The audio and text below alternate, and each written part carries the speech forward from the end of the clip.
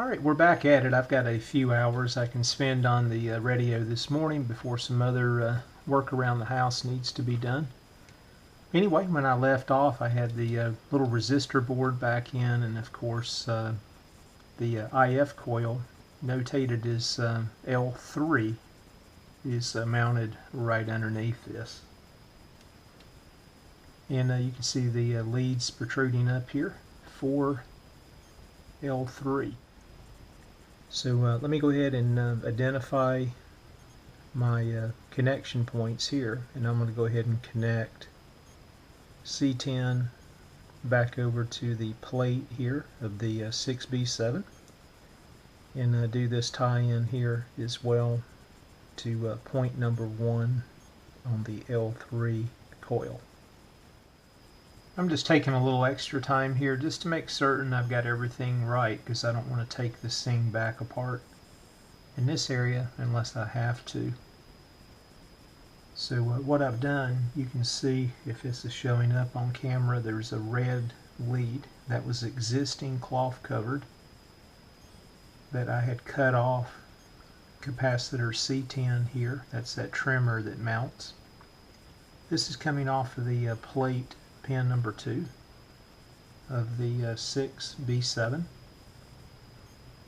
This is that fixed 15 picofarad capacitor, and you can see my coil connection here back to L3. This is on the primary side, notated as pin number 1 or location number 1. That resides on the schematic again right here. So plate number 2 connection here on the 6B7. There's that fixed capacitor that I just showed at 15 picofarads. You can see my connection here to 1 point on C10, the variable capacitor, and then our coil connection here back to the number 1 location. Let me go ahead and tie in the coil here, the number 2 location, to the other side of C10. Then we'll look at this connection point here back down to R8 and the rest of this circuit. Another update to share, that capacitor bank that I created, you guys recall I had 2 leads that were longer. This is just one of the 2 remaining. And I knew they connected back over here to this other resistor board, and that being the case here. This is the another one of the 0.1 microfarad caps, and it connects right back here to the resistor network board at this point. So that worked out great there. I've got it looped in there. I'll put some solder on it. And this resistor right here is called out as R12. See if that's showing up here. So the point that I was looking at is the connection point R11, R12, and there's that 0.1 microfarad cap that will connect. Now the other side of R12 comes down, you can see here on the schematic, comes back across and attaches itself to the other side of the capacitor, as well as the the primary location, pin number 2 on that IF coil. And that's what we've got here.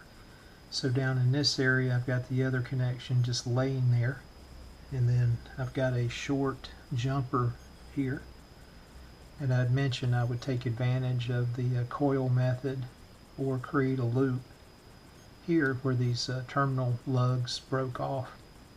But that's what I'll be doing. I'll be routing this underneath, but I'll slip this on as such and connect this lead back down to the capacitor here and get it soldered in.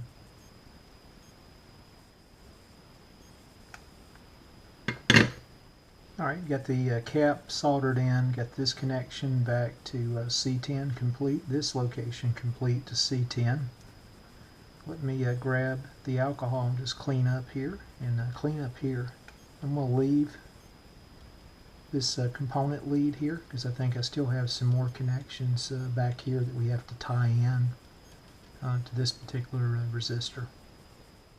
After spending a few more minutes here looking at the schematic, I'm going to go back here to the type 43 tube, and I'm going to look at grid 2, which would be pin number 3.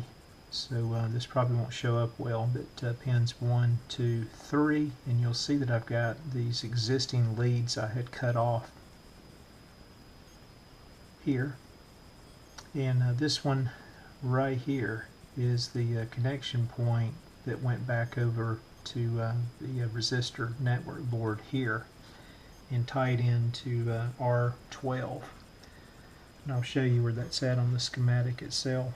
If you look at R12 here, you'll see that it comes down and it comes back across, comes up to the 43 tube and grid number 2 closest to the plate. So I need to make that tie-in there. Now that jumper is just a little bit short, so I'm going to square it up. And once I'm done, that will tie in everything from R8 back to here, this little area that I'm missing right now, back up to Charlie 10 and the L3 tie-in point number 2. Alright folks, sorry about a little background noise. I've got a fan running in the background, still hot and humid to be early fall. I've got the tie-in here done from grid number 2 off of the 43 tube back over to the resistor board. I've still got this stubbed up here, and I just want to make certain I don't have additional connections before I clip it off. And here I was desoldering around this connection point on the tube socket, and it was being very stubborn, so I just leveraged the coil method and reflowed the solder here. Too far into the game to go compromise or break a tube socket. It's easy to do, and that's why the coil method is preferred by so many folks. I've got a mix in this radio. Some were direct solders, others were reflows and coil. And you can see I've got a little stub here for an additional takeoff point from here. You can see this yellow lead. It's coming off of the L3 coil, that IF transformer. Let's reference it on the schematic. Here's my next tie-in points. So we're going to come off point 3, which is that yellow lead that you see. I'll route it back up through the chassis, and you can see it attaches itself to one side of the volume control R9 as indicated here. The giveaway though of what connection point I need to go to is that should connect back to L4, and L4 is mounted on top of the chassis. So let me flip this radio over and we'll take a look at it real quick. I'll try to hold this steady here in my hand, but here's the connection points on the volume control, and you can see this one here, if it's showing up, already has a lead or jumper running from here back up to coil number L4. So that's our location that we'll tie our yellow lead back into here. And then this white lead off of L3, it should tie in right here.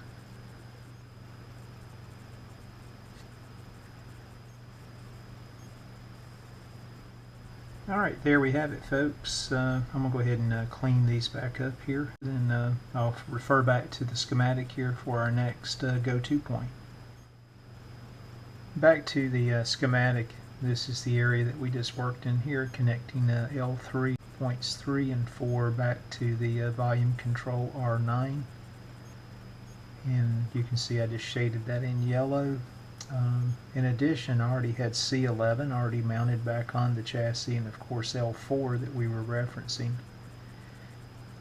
And you may have noticed there was a grid cap lead coming across the top of the chassis there off of C11 and L4. And that's this connection point right here. This will show you what it looks like. So we soldered back to L4, and here's that other side of L4 that went to the capacitor here. C11 that I called out, and you can see this grid cap wire that's already in place. So that part of the circuit is complete, of course, once we get the tubes back in, get everything connected. Alright, let's go back to the resistor board and look at some of the other connection points there, see if we can check those off our list. We're moving along now, and I want to go ahead and focus on this area I don't have shaded here where we're not tied in between L3. Back over to the resistor network R10, which is a 15,000 ohm resistor, and you can see it goes to ground. Now, I already highlighted ground, which was kind of confusing because it's not attached to ground, but the electrolytic here is. So I'll be connecting a separate ground back to the junction of R10 and R11, and there's already one there. Let me show you where that's at on the schematic, and then we'll reference R10 as well. And you can see if you go back up here, I've still got to tie this back in to the volume control or the coil number 3. Let me show you how we're going to achieve that. If you look at the top side of the resistor board here, you've got R10 and R11, the 15K and the 1 meg, and you can see the tie-in points that we just referenced on the schematic. So this will be my ground location. In addition, I need to tie in over to the coil. This yellow lead right here coming off of L3 is the connection point that we want to tie into from here. So I'm fortunate enough, the component leads that I left that I talked to you guys about, and you can see my ground connection coming up here going back to chassis ground. I'm going to bend that over and make sure we've got a good connection here, but I'm going to go ahead and tie that directly into the coil here instead of running a separate conductor back up through this hole, which is already extremely tight, and tying it into the volume control itself. So let me go ahead and get that taken care of, and I'll come back with an update.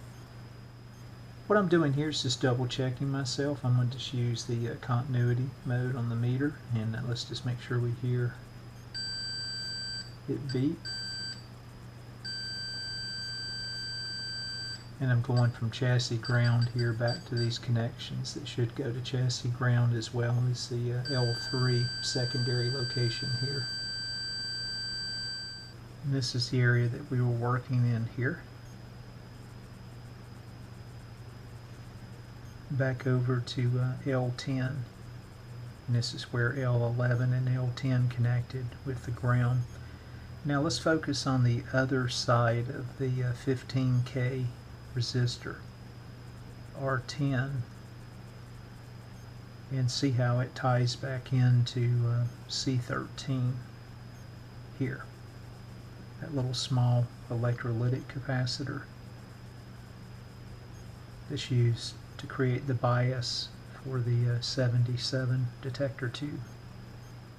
Here's that 5 microfarad capacitor that we were looking at on the schematic, and you can see the most positive side of the capacitor attaches to the cathode. This is just part of the bias network for the 77 tube.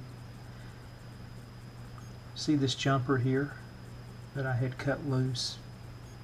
It also connects back down to the cathode on the 77 tube, and this becomes the connection point here back over to that R10 resistor that we were looking at.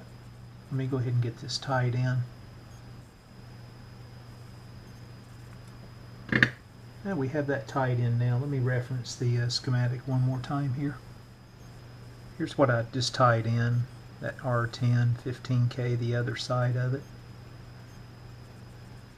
Well, we're getting there, you know, one component at a time. What I'm going to do is just start back here on the resistor board now, and just start up here at the top, which is R15.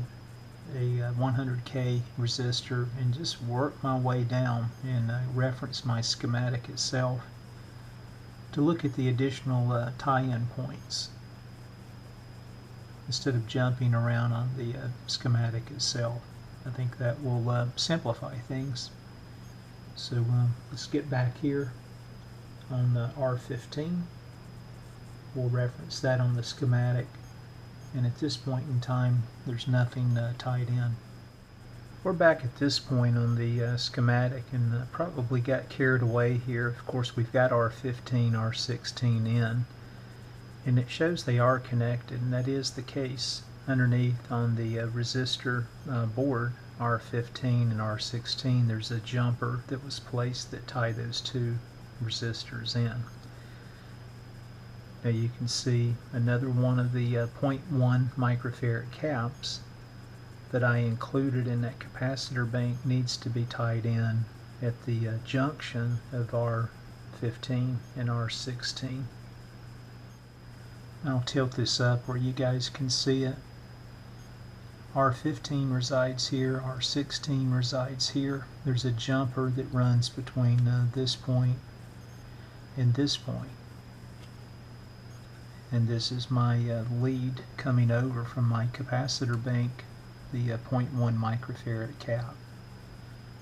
So I can tie in at this location here, or I can tie in at this location here. After looking at the physical location, I'm going to go ahead and tie in my yellow lead here, which is the 0.1 microfarad cap here. And these two resistors tie in together, but underneath is that coil.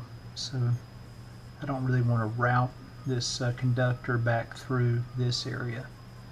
I'll just tie it in right here. Well, if I have everything correct, this was my last 0.1 microfarad cap coming from my capacitor box. So we'll double check here in a bit, make sure I didn't miss anything. But tied in here to R15 at the junction of R16. A jumper wire running underneath here tying these two resistors together. If you go back to the schematic, this is the point here where I can highlight this. We'll check Charlie 15 off. Let's jump down here and go ahead and complete this part of the tie-in. As you can see, we'll go to this, what I used, a 5-watt power resistor of 470 ohms, R18, and get that tie-in done. And you can see here that that will be our tie-in point for the speaker field coil as well, when it comes time to get it mounted back in the chassis. And let me get the other tie-in location here made back to the power resistors we referenced on the schematic. Let's move along now to the next resistor. And before we do, let me go ahead and get this highlighted here from R15 back down to R18. Let's go back up here and take a look at the 43 tube and look at Charlie 16, which is attached back to that resistor board, 0.002 microfarad cap. But look at the tie-in points back over to R13 again, and the grid here of the type 43 tube. This will be one of the more simple connection points. Again, we'll be looking here at C16, where it attaches back to R16 at this point.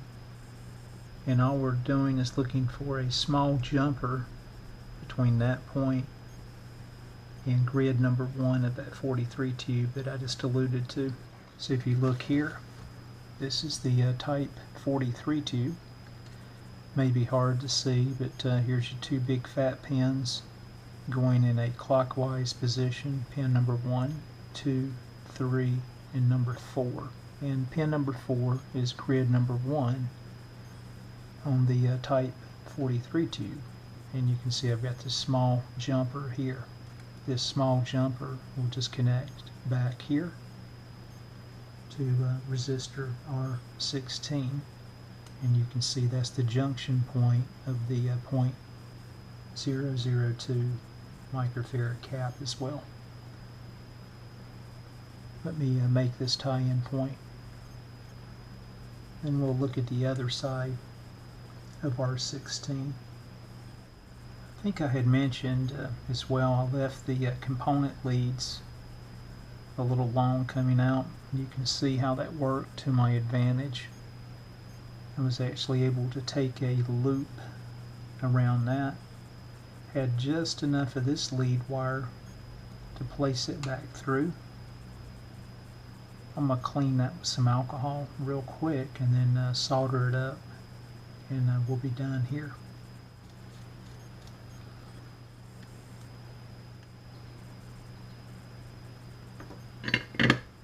And this is what we just finished.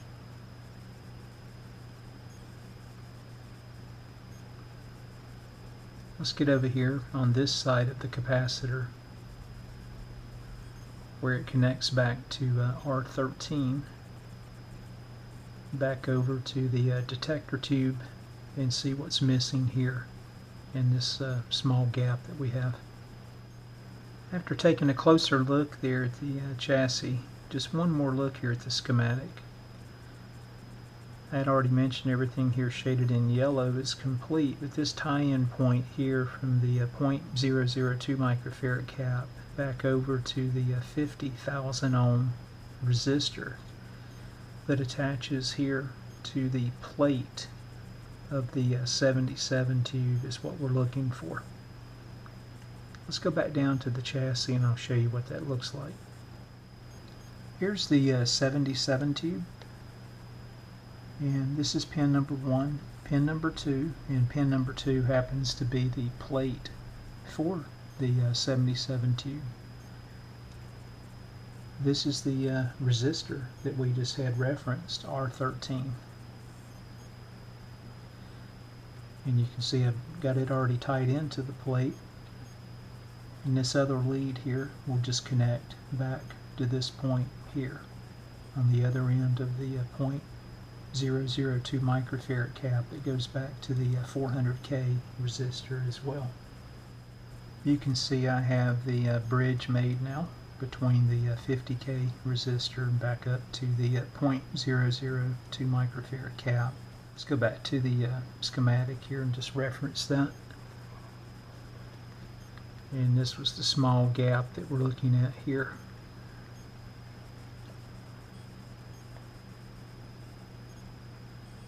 Alright, let's keep moving. Okay guys, best I can tell, I've got everything tied in now to the resistor board.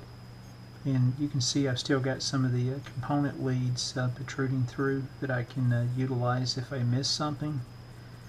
That'll be one of my last steps. I'll clean these up and then take some more alcohol as well and just go back over the board one additional time. I don't think I've missed any of the tie-in points. So I think that's a great way to end this video, and we'll pick back up over here and start getting the additional coils in place and these additional resistors. So I think we've got what, 2 more coils maybe underneath the chassis, or at least 1 more, and then I've got these caps as well. We'll start on this side as we pick up in the next video. Thanks again for watching. And when you think you're done, you're not.